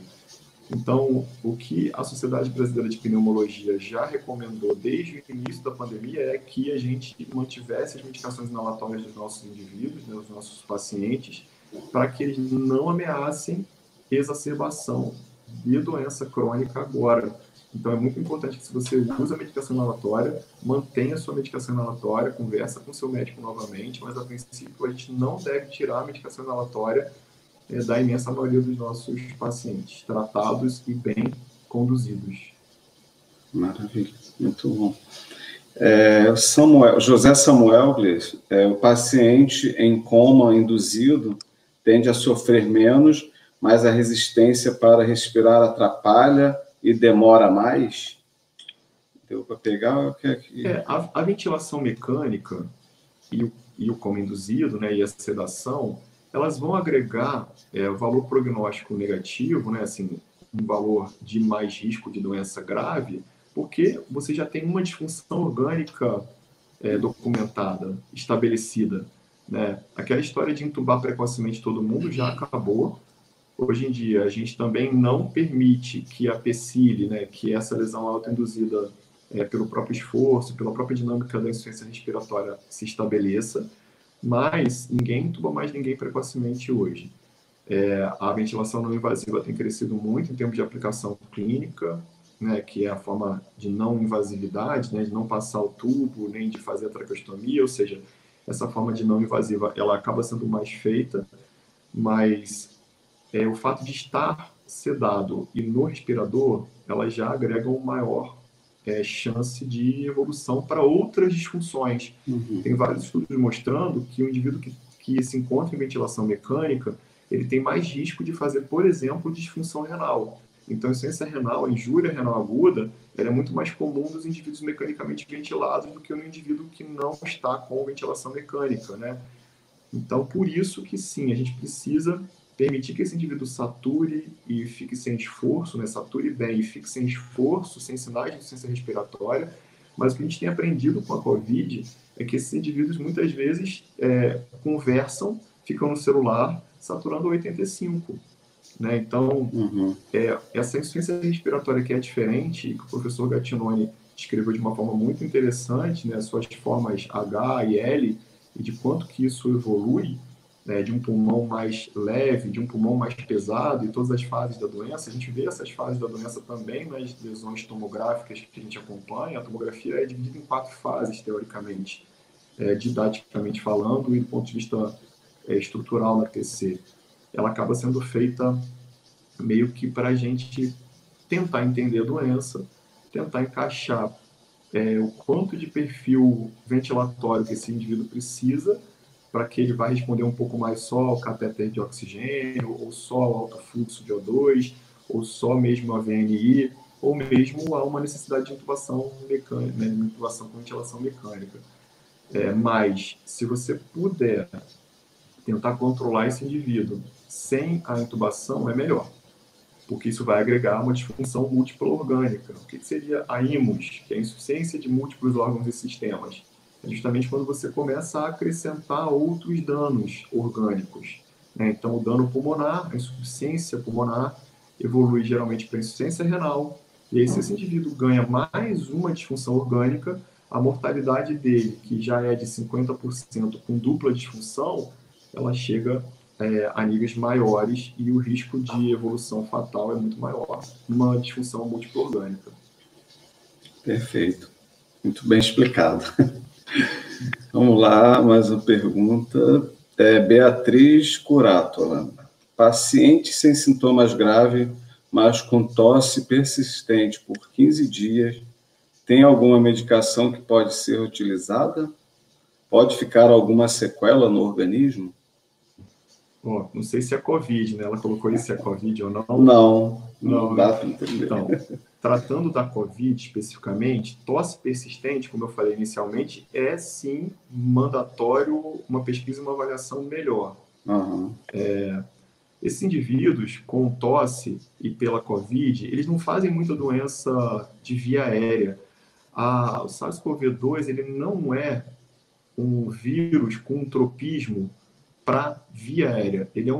O tropismo dele é muito mais para as células alveolares, para os pneumócitos, né? Para o tecido pulmonar com relação ao parênquima, ao tecido especificamente, para que todos entendam. Não é muito uma doença de brônquio. Apesar de a gente ter relatos de sibilância, de chiado e fenômenos brônquicos, a gente observa muito mais esses fenômenos brônquicos inflamatórios, brônquio com espessamento de parede do brônquio, com bronquite viral, em alguns outros vírus respiratórios, né? Como, por exemplo, o sincicial, como, por exemplo, o próprio influenza. Mas o SARS-CoV-2 é muito de tecido, né? Muito de célula, né? Dentro da célula, ali fora da camada brônquica. Então, o que a gente entende é que alguns indivíduos respondem à broncodilatação, alguns indivíduos respondem à corticoterapia, né, oral, sistêmica, e é o que a gente tem feito, com resultados interessantes, tá? Confesso a vocês, tem alguns estudos anedóticos também sobre o uso de corticoide inalatório, de certa forma, protegendo essa lesão pulmonar, e, bom, é claro que a gente precisa de evidência científica de novo, né? Estou ficando chato de falar de evidência científica, mas é isso. Se é uma medicação que pode agregar, a gente avalia. Agora, sim, tosse por mais de 15 dias, eu tenho visto em alguns indivíduos com a COVID, como eu te falo, e às vezes a gente dá teoricamente, já do ponto de vista imunológico, alta do indivíduo, porque ele já é o IgG positivo, depois do 14º, 5º dia, né, depois do 15º, 16º dia, a presença dos anticorpos é mais exuberante, e é por isso que a gente acaba deixando a sorologia para fazer geralmente, quando esse indivíduo tem o SARS-CoV-2 e seu material genético isolado pelo RT-PCR, inicialmente, a gente acaba fazendo a sorologia um pouquinho mais tarde, e às vezes esse indivíduo ainda tem sintoma como tosse e cansaço, e dispneia com esforço. Hoje, agora há pouquinho, antes de começar aqui, eu atendi um senhor que já tem 25 dias de doença e tem cansaço. Perfeito. Vamos lá, Samantha Martins, o Remdesivir, né? Esses nomes são complicados de falar. Remdesivir é um dos antivirais mais promissores para o tratamento da Covid-19. Os estudos clínicos estão avançados. O senhor apostaria neste medicamento? A gente também já falou lá no início, né? Eu acho que o Remdesivir é uma promessa, sim, apesar dos estudos iniciais serem tímidos, mas, indiscutivelmente, do ponto de vista de entendimento de como o mecanismo de ação de droga poderia ser interessante, entendendo que o Remdesivir ele já foi usado no Ebola, né? Então, assim, em algumas outras infecções virais, ele pode ser que, sim, tenha ação interessante e tem sido usado, né? Assim, ainda não de forma rotineira e sistematizada por medicina baseada em evidência, mas ele tem usado e eu acho que é uma droga promissora do ponto de vista de antivirais, né? A gente talvez tenha que segmentar aqui o que a gente já falou até agora, nas fases da doença, e quanto que seria interessante termos um antiviral extremamente específico que a gente conseguisse inibir a fase 1 da doença, que seria a fase de viremia e de potencial entrada e replicação e síntese viral. Isso seria sensacional, porque a gente conseguiria indiscutivelmente reduzir o dano que esse vírus causa em toda a microestrutura que ele entra. Então eu torço para que essa seja a ação do Remdesivir ou do Atazanavir ou de qualquer outro antiviral que, se Deus quiser, tenha ação contra esse vírus que tem gerando tanta dor na gente. Sim, difícil. Mais uma pergunta, já foi feita, você acabou de falar, vamos ver outra. Vamos aí.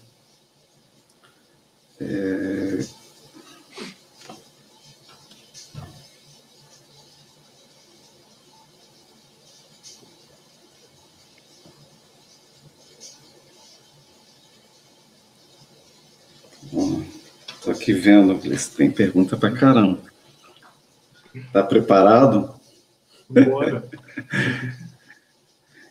Vamos lá, Gleice. O José Samuel, a minha irmã está internada na UTI, já tem 2 semanas. Em 4 para 5 dias teve complicações renais, você acabou de falar, mas foi controlado. Porém, continua em coma induzido, pois não consegue respirar ainda. Sei que cada paciente tem um procedimento, mas como funciona o tratamento nesta situação?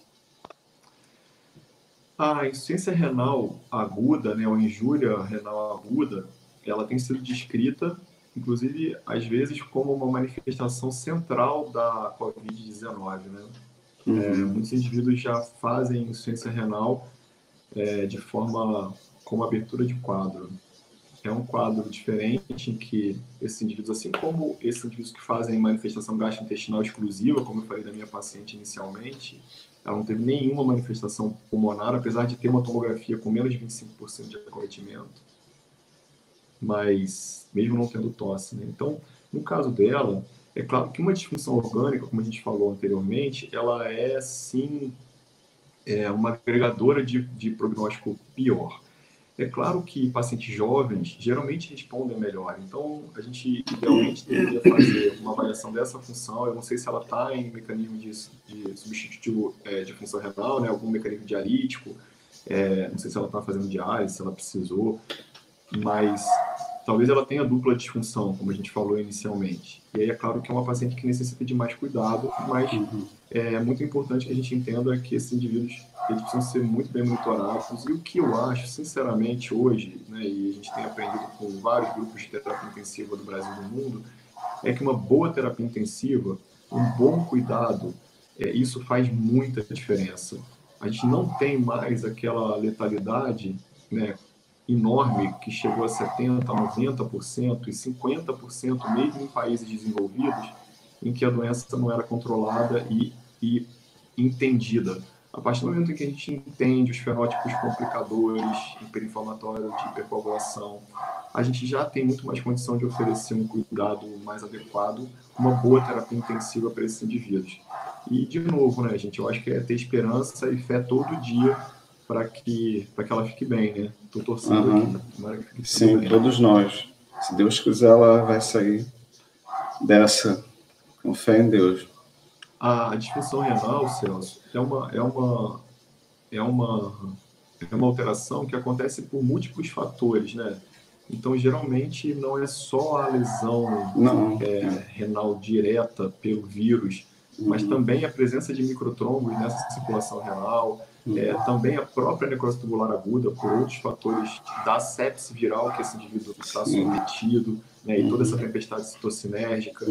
Às vezes, em períodos de desidratação prévios, por conta de febre, por conta de alguns outros fatores de não adequação de volume intravascular. Então, são múltiplos fatores que acabam fazendo com que esses indivíduos evoluam com disfunção orgânica e, dentre elas, a insuficiência renal, né? Sim. É um local também de limpeza, né? Toda essa guerra, esses imunocomplexos, tudo vai para os rins, os macrófagos estão lá também trabalhando intensamente. E sem contar também com drogas nefrotóxicas, né? É isso aí. Assim, a gente precisa ter muita atenção de correção de droga, né, quando exigir correção renal, porque não dá para a gente esquecer que esses indivíduos eles evoluem com disfunção renal, é a segunda disfunção orgânica mais comum dos indivíduos com a Covid-19, na forma grave e crítica. Então, não dá para fazer antibiótico nefrotóxico com vontade. A gente precisa ter atenção no clínico de creatinina e todos esses cuidados para que a gente prescreva essa medicação. Perfeito. Então, José Samuel, estamos aqui torcendo para sua irmã em oração e vai dar tudo certo. O Leonardo Iel da Rocha, boa noite, professores. Em relação à imunidade adquirida na Covid, existem novos estudos em relação à reinfecção e por quanto tempo a imunidade específica dura? Ainda não. Pergunta boa. Olha só, a gente não tem ainda, até onde eu li, tá, gente? Confesso para vocês que essa semana eu me dediquei muito aos preditores, mas, assim, até onde li, um artigo inicial que mostrava uma persistência, ou pelo menos o aparecimento de anticorpos e soroconversão num número bastante grande, em torno de 96% dos indivíduos pós-Covid, né, pós-infecção, e um outro mostrando que 13% dos indivíduos pós-Covid, né, pós-infecção pelo SARS-CoV-2, não aparecerão com anticorpos. Na minha pequena casuística, eu tenho 8 pacientes que até agora não soroconverteram, tá? Confesso a vocês que eu não dosei IgA de nenhum deles, porque eu não tinha IgA até agora. Alguns pacientes desses todos, eu fiz IgM e IgG depois de 20 dias de doença, alguns até um pouco mais do que isso, e 8 deles não evoluíram com anticorpos presentes, apesar de terem sido SARS-CoV positivo na via aérea, na coleta do RT-PCR. Exatamente, talvez um pouquinho, né, parecido com essa casuística que eu li nesse artigo, A gente não tem ainda um passaporte imunológico definitivo para que a gente, né, possa sair daí sem máscara, possa sair daí brincando e achando que é brincadeirinha, porque essa doença não é uma brincadeira, essa doença leva a gente sem a gente menos esperar, a gente perde amigos, perde pessoas que a gente ama, e eu acho que é muito importante que a gente entenda que hoje o principal tratamento é o bom cuidado clínico, a atenção dispensada todos os dias, né, pelas pessoas que a gente ama, e indiscutivelmente máscara, porque o distanciamento social ele ainda é importante em vários lugares do Brasil. Eu sei que tem gente aí de outros lugares que não é pertinho daqui, né, Celso? E aí é muito importante que a gente entenda a epidemiologia e a marcha epidêmica da sua cidade, da sua região, né, do qual você está inserido, para você pensar em sair de casa. Se os casos ainda aumentam, é melhor que você não saia. Exato, com certeza. O melhor medicamento no momento é esse, gente, né? Quem puder ficar em casa, tá barra, mas é o remédio e o uso de máscara, entendeu? Não tem outra coisa. Ninguém pode pagar para ver, você não sabe qual é, né, a sua genética, se você vai agravar, se não vai. E essa questão imunológica realmente ainda é obscuro, né, Gleice? Eu também, até onde eu li, esses pacientes que não fazem soroconversão é sinistro, né? Mas esses pacientes, se eu for um paciente grave ou paciente que não agravou? A maioria desses pacientes, porque assim, dentro da minha casuística de mais ou menos 130 pacientes atendidos com a COVID, alguns, inclusive, eu não consegui confirmar, apesar da síndrome clínica bastante típica. Então, alguns não tinham nem o SARS-CoV-2 e nem as imunoglobulinas depois de um tempo. Tá? Pelo menos 4 pacientes, para mim, eram tudo, porque tinham tomografia, tinham tudo de doença viral, mapa viral negativo, e, bom, esses serão uma incógnita para mim. Mas esses 8 em separado são pacientes que tinham SARS-CoV positivo no RT-PCR e depois não apareceram com IgM e IgG. Tem uma grande discussão, né, sobre todos esses testes. Eu entendo que a imunocromatografia é um teste que tem ajudado muito com relação à aplicação, principalmente, né, de diagnóstico sorológico com relação às condições de trabalho, às condições diagnósticas desse indivíduo, mas a gente tem que lembrar que o diagnóstico da doença é feito, ou o diagnóstico da infecção é feito pelo RT-PCR, né? Ele não é feito pela presença de sorologia. Sim. Né? O que a sorologia positiva vai dizer é a presença de anticorpos. Então, eu confesso a vocês que esses 8, eu estou, assim, bem ansioso para poder vigiar e acompanhar. Eu tenho um paciente no Rio, que eu tenho vigiado, a esposa soroconverteu e ele não. Eu tenho essa paciente lá de Roraima, de Boa Vista, que ainda não soroconverteu, e tem 40 dias de doença. Então, assim, são alguns pacientes, alguns aqui de Macaé mesmo, e, bom, estou ansioso, doido para repetir de novo. E o que eu tenho tentado fazer também assim, é não usar muito a imunocromatografia, apesar de ser esse método mais simples e mais barato. Eu tenho tentado buscar a quimiluminescência, ou mesmo o ELISA, como métodos quantitativos que são, para a gente começar a ter uma noção quantitativa de presença de anticorpos, ao invés de somente dizer se é positivo ou negativo, né? A imunocromato, ela, de certa forma, incomoda quando ela só fala se é positivo ou negativo, né? Ela não me diz quanto de anticorpos esse indivíduo já tem no seu sistema imunológico. Né? Essa questão da imunologia no SARS-CoV aí é bem complexo, né? Tem artigos que falam que ele consegue destruir linfócitos T, linfócitos B, né? E então você pode não ter realmente soroconversão nessas pacientes que têm essa parte genética mais, né, frágil na questão imunológica, a ponto do vírus conseguir domar suas células imunológicas. E também tem alguns artigos que falam, né, que a presença naqueles que fazem soroconversão, né, seria de 28 dias, né? Ou seja, depois disso não aparecia mais. Então, é o que você falou, esse passaporte, né? Eu peguei, posso ir para a bagunça, né? vida normal. Não é assim, não, né? A gente ainda não sabe, então temos que ter cautela. Mas... Essa semana, só para ilustrar isso, eu atendi uma paciente dia 30 de março em Madrid. Ela e o esposo moram em Madrid e a gente fez o diagnóstico, né? A gente começou a acompanhá-la. Ela, inclusive, ia até a Universidade de Navarra, né, do hospital da Universidade de Navarra, e ela fez todos os exames lá e a gente ficava conversando, monitorando a oximetria. Ela tinha um oxímetro em casa e ela teve muita dor torácica, muita mialgia, astenia, muito cansaço, uma tosse seca, episódica, bem desse jeito mesmo que a Covid faz. E aí ela foi RT-PCR positivo, e depois de algum tempo a gente fez a dosagem, ela veio IgM e IgG, e aí logo depois a gente dosou novamente, porque ela tinha muita vontade de vir ao Brasil para ver os pais. E aí ela veio IgG positivo, forte, bem legal. Eu falei, e aí, o que eu posso fazer? Posso ir para o Brasil? Ela mora no Rio. Eu falei, claro, você está bem, venha toda protegida, a saudade é grande, e vem sim. E ela veio e chegou no Rio tem 10 dias. Um pouquinho mais de sexta-feira retrasada. Bom, ela chegou, no dia seguinte ela começou com sintomas gastrointestinais, um mal-estar, uma dor no corpo, uma coisa diferente, que ela achou que talvez pudesse ter alguma coisa de semelhança com aquilo que ela tinha vivido no final de março.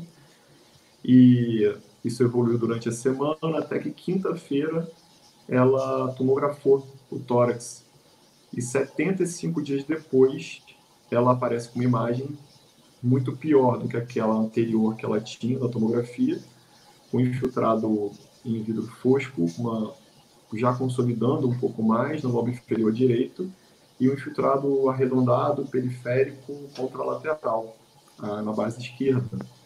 Bom, e ela me ligou. Estou no Brasil e com suspeita da Covid de novo. O que eu faço? Bom, a gente desenhou todo um cuidado com relação a mapa viral, e o mapa viral dela foi negativo. Eu fiz o SARS-CoV-2, que também foi negativo, no RT-PCR. Dosei novamente a sorologia, que manteve o mesmo padrão anterior de IgM negativo e IgG positivo, mas ela só tinha, quando ela falou comigo, 6 dias de doença, 7 dias de doença. Eu só queria realmente ver quanto que era esse perfil anterior, até para ver se esse IgG se manteria e se apareceria um novo IgM, né? A gente vai fazer isso semana que vem. Aí fiz outro RT-PCR nela ontem, que novamente foi negativo, aí já com um avanço de doença um pouquinho maior. Ela está muito bem. Eu fiz tratamento com pneumonia bacteriana, né, com antibiótico para pneumonia bacteriana, mas te confesso que fiquei bastante ansioso porque o mapa viral dela foi todo negativo e até o RT-PCR de ontem eu ainda estava preocupado. E aí a gente vai fazer um pareamento de sorologia na semana que vem, mas é um caso que me preocupou de ser uma reinfecção. Fogo, né? E aí, Gleice, está muito cansado ou aguenta mais umas perguntinhas? Vou fazer mais algumas. Para a gente finalizar. A gente já está com o quê? Uma hora e meia, né? Já. Vamos então aqui. 40, no 45. Então, tá beleza. Então, mais 15 minutos. Obrigado. Tem poucas aqui, acho que vai dar.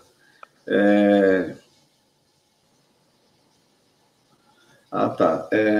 A Penha Tavares está perguntando, Gleice, se já teve conhecimento de algum paciente com lúpus ter contraído o Covid.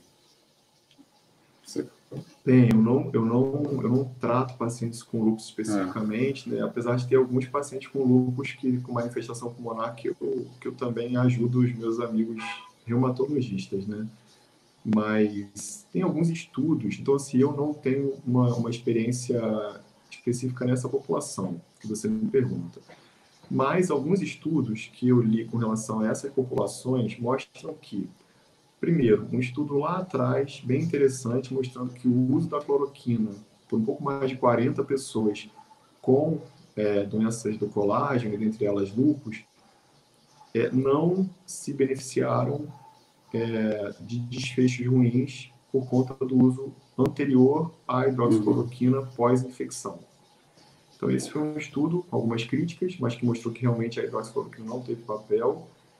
e que os doentes ficaram doentes quando eles tinham que ficar doentes. Uhum. Então, o fator protetor, pelo menos nesse estudo que eu li, não mostrou. Não houve. O que a gente sabe, aí um outro estudo foi mais categórico em dizer, é que o indivíduo que tem doenças do colágeno, que usa dose alta de corticoide como imunossupressor contínuo, esses sim poderão ter um prognóstico um pouco pior, por conta dos critérios de imunossupressão que alguns indivíduos têm. Então, é muito importante que vocês que têm doença autoimune, doenças do colágeno, essas doenças todas, sejam elas artrite reumatoide, lúpus eritematoso sistêmico, todas as outras, esclerodermia, todas essas, todas as doenças que a reumatologia cuida, que você realmente fique muito perto do seu médico, né? Porque, indiscutivelmente, a imunossupressão é um grupo de vulnerabilidade também maior. Com certeza. Vamos lá. Leonardo Abreu. Na sua prática, há alguma observação que que possa relacionar controle de glicemia do paciente com o curso que a infecção pode desenvolver?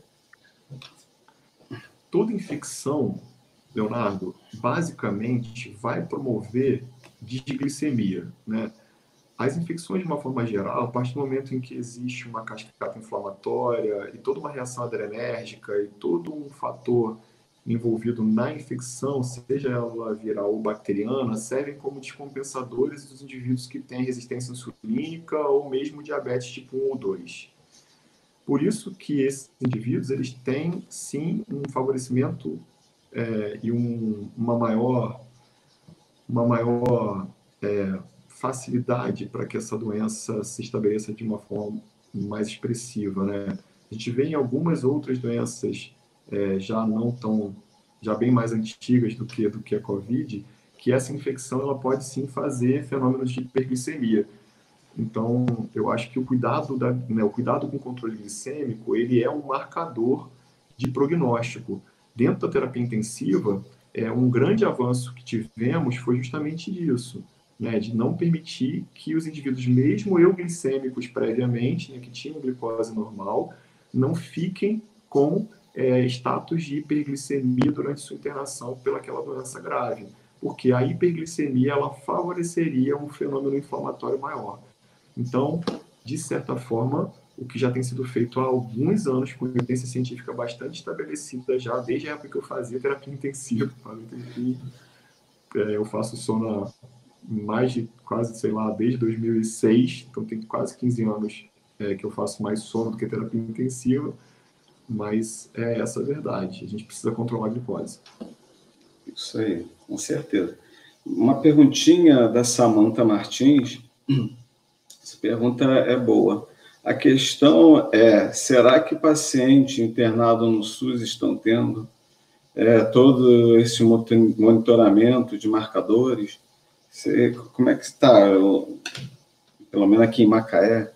Aqui, a gente pode falar por Macaé, né? Porque é onde eu estou inserido, no SUS, inclusive. A gente tem um grupo de trabalho do enfrentamento, né, desse trabalho da Universidade Federal do Rio de Janeiro aqui em Macaé, e esse GT ele acaba fazendo uma relação bastante grande com todas as instituições de cuidado. É um trabalho sensacional que eu tenho que parabenizar o professor Merri, a professora Kathleen e todos os outros envolvidos, mas o que a gente vê é que dentro desse subgrupo que eu coordeno, que é um subgrupo de protocolos, a gente tem interface com todos os hospitais da cidade, hospitais públicos e privados, com representação de todos os setores, inclusive setores da medicina do trabalho, por conta da importância desse tema. E aí o que a gente vê e vem falando, inclusive nesse grupo, com a infectologia do Hospital Público Municipal, por exemplo, e com o pessoal da terapia intensiva lá do Hospital Público Municipal, é que justamente existe uma homogeneidade no cuidado, principalmente com relação a protocolos. Então, claro que algumas dificuldades são enfrentadas por todos nós, o tempo inteiro. A gente sabe que o Sistema Único de Saúde é um sistema idealmente perfeito, e a gente reza todos os dias para que ele seja e tenha a potência e a capacidade que a gente um dia pensou que ele poderia ter. Mas, indiscutivelmente, ele é um sistema que abraça todo mundo. E pelo menos do ponto de vista científico, de aplicação clínica do conhecimento que está sendo feito o tempo inteiro, existe sim uma homogeneidade de cuidado. Então, eu acho que o enfrentamento que a cidade de Macaé tem feito até agora tem sido brilhante. A gente interrompeu as atividades um pouquinho antes, que é onde tinha que interromper. A gente conseguiu, sim, não ter uma explosão de casos que aconteceria. A gente viu em algumas cidades vizinhas aqui o caos instalado e os hospitais de campanha ainda não, nem sei se vão. E eu acho que a gente está caminhando de uma forma muito interessante, é claro, sem ainda poder relaxar muito, e o que eu tenho visto é um relaxamento da comunidade sendo feito, mesmo sem o relaxamento do poder público. Bom, vamos lá.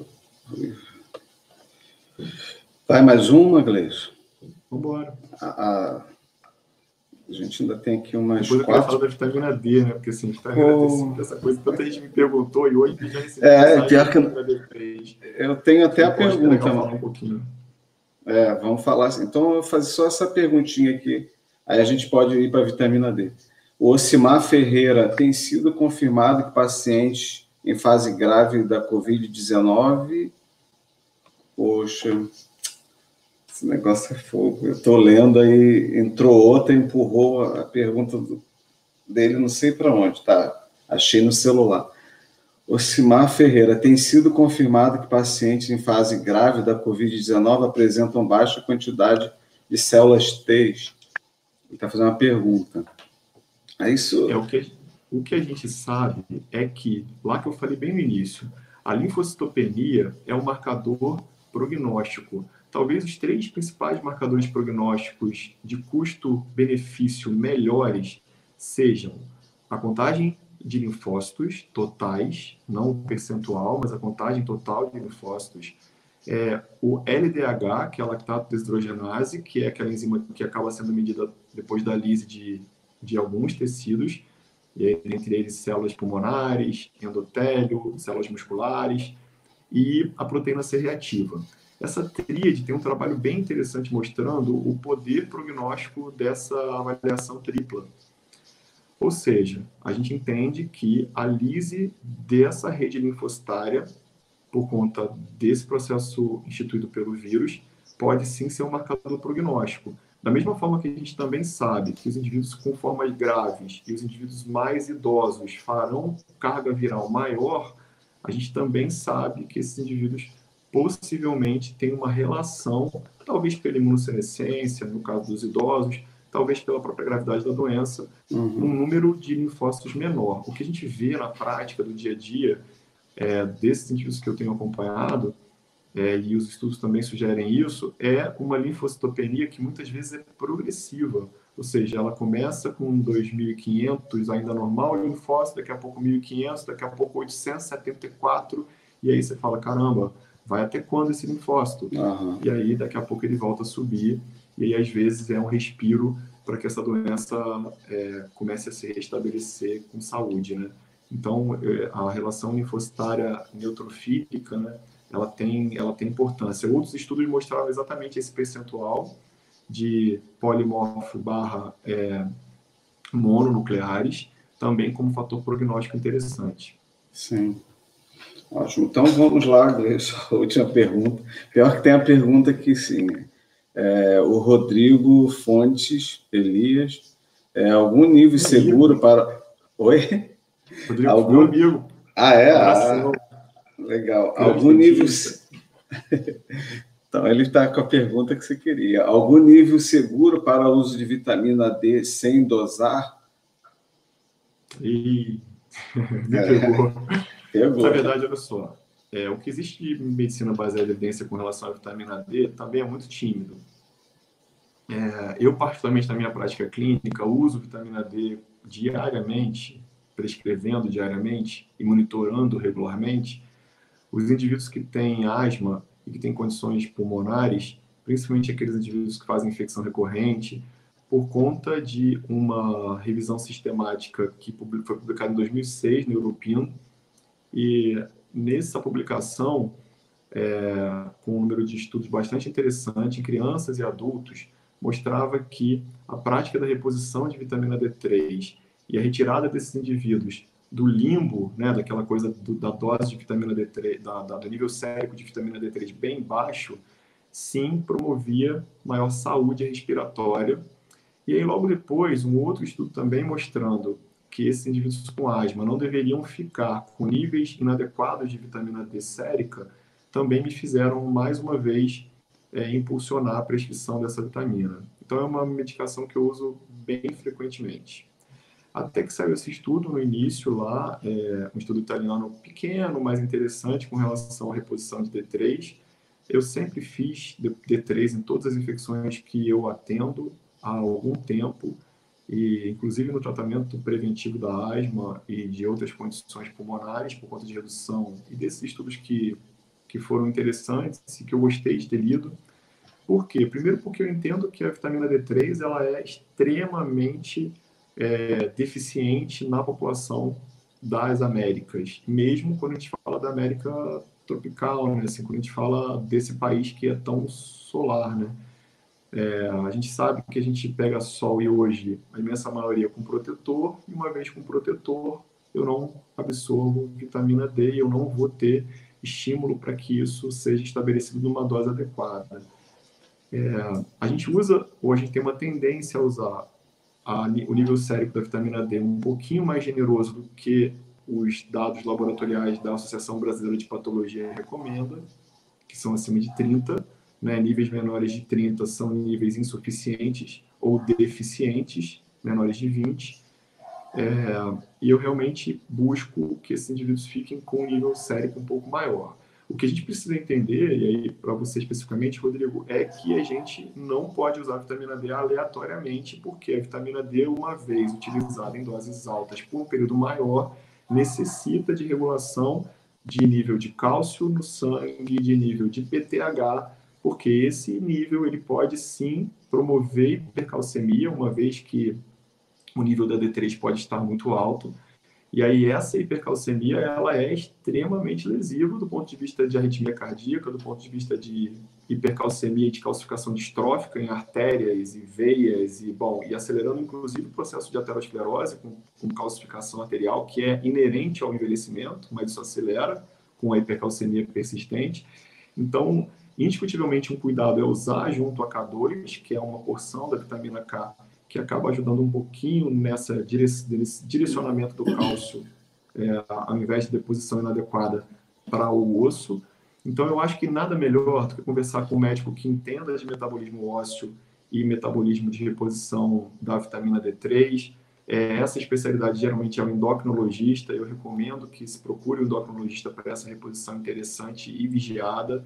Se você tem alguma doença comórbida, é interessante que você use doses mais altas de vitamina D3, como eu faço o controle desses meus pacientes que eu mesmo conduzo e trato.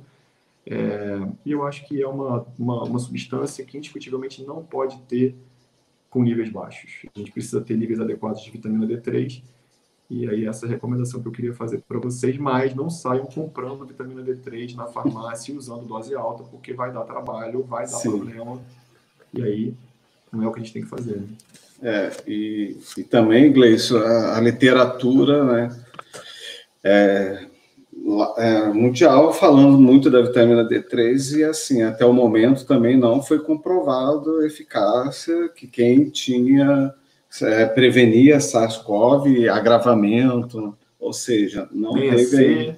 nem a D.